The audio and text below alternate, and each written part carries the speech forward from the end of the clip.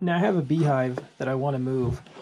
I smoked the entrance there. The smoke serves to disorient and disorient the bees, and it will mask any pheromone that's released, the alarm pheromone that's released, make it a little safer, less likely to be stung. Now I have a telescoping cover on here without a inner cover, and it makes it a little difficult to get this off. Jeez, just had to raise it. Now, first thing I notice is that the bees are very active. They're running on the frames. This often is associated with Africanized bee behavior.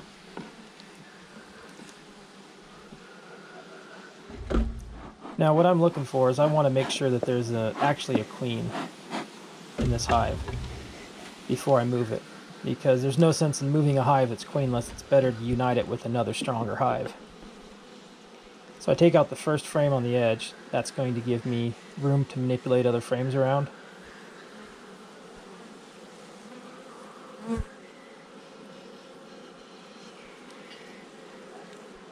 That's kind of a fine line of getting through the beehive quickly so the bees aren't upset. It's later in the year in fall.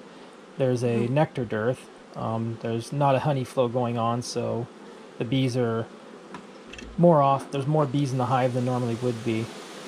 So you try to set the frame down carefully without squishing any bees, but you also want to try to get through it as quick as possible. And the bees are getting a little defensive with me, so I'm giving them extra smoke to keep them at bay. Now here you can see at the white arrow, there's an egg. That tells me that the queen has been there within the past 3 days.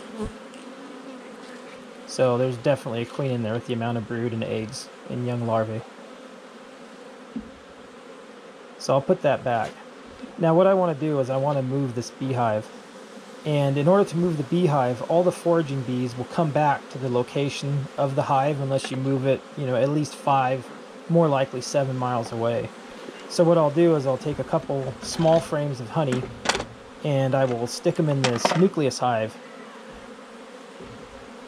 And what the bees will do when I move the large hive, the bees will come back. All the foraging bees will come back to the location, the old location, which will now have the nucleus hive there. After about a week, they'll realize they're queenless. They will have no brood to raise a queen. So I then will take that nucleus hive and I will unite it back with the main hive.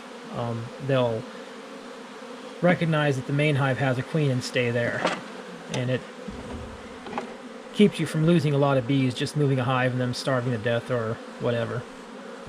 Now I rotated the honeycomb around here, this frame, so the honey is matching on each side so they can maintain a cluster at night when it's cool. Then I'll rotate that one around too so again the honeycomb, the drawn comb and honey is next to each other.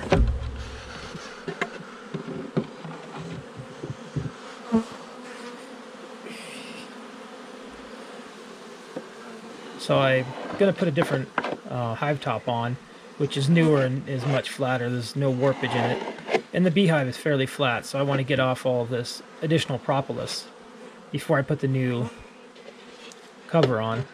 The new hive cover will leave gaps and they'll be more subject to robbing. The bees are a little disoriented after rearranging their hive and being taken to the new area. They'll have a drop in population because the older foraging bees will end up in the nucleus hive at the original location. So I finished getting the propolis around the back edge here. That's the first time I got stung. So now I have a hive cover on it, new hive cover, unpainted, haven't painted it this time. And I put an identification number on there so when I move several hives I know which nucleus will be reunited back with the hive. Now you don't always have to do that. You can unite the nucleus hive with if you find a weaker hive or a hive that needs to be increased the number of bees, you can always do that. Now the front I didn't show it, but I have a block covering the entrance in the front screwed in, a solid wooden block. I'm putting a ratchet strap on here and I'll tighten it down so when I move it on a modified dolly I have, then the hive will not shift, come apart, and have a bunch of angry bees coming at you.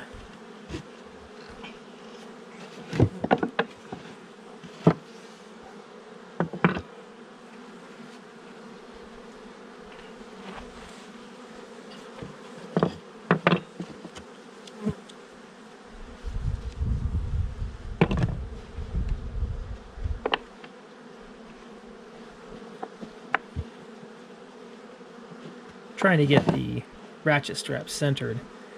That way there's less chance of any part of the hive shifting.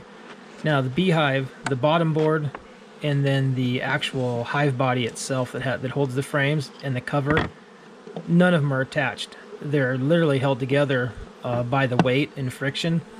And then the bees will put propolis, sometimes referred to as bee glue, that really sticks things together. But they do come apart when you're moving if they're not tied down securely and held in place securely.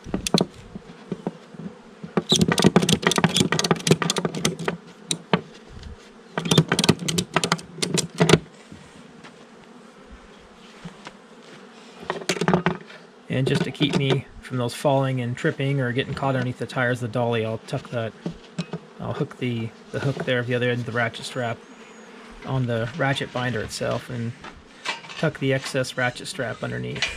So this is a dolly that I modified. I just welded a couple of pieces of 2-inch angle iron, and it works pretty good for moving hives. I've moved hives 3 stories tall filled with bees and honey, probably somewhere in the neighborhood of 220 to 250 pounds, and it works just fine. And here I am moving it to the new location. As you can see, it works pretty well pretty simple to move a hive that way. Now here's a new location. You can see it with the green bottom board. And I'll come back at a later date in about a week, and I'll unite that nucleus back with it.